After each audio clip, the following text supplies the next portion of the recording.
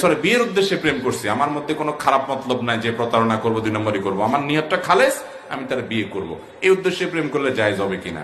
তো এটা নিয়ে আমি সবসময় বলি ভাই, কোরবানির উদ্দেশ্যে গরু চুরি করা জায়েজ হবে? আপনি একটা গরু চুরি করলেন, নিয়ত কি?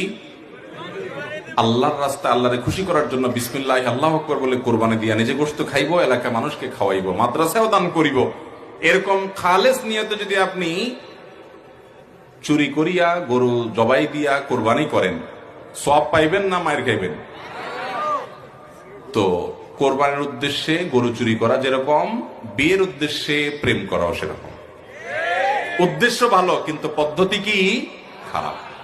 বিয়ে করবেন জন পরিকল্পনায় করছেন, তো 2 পরিবারের মাধ্যমে আলোচনা করে সামনে এগিয়ে যান। যুবকরা এই শয়তানি এবং পাগলামি থেকে সরে আসেন, যৌবনকে নষ্ট করবেন না।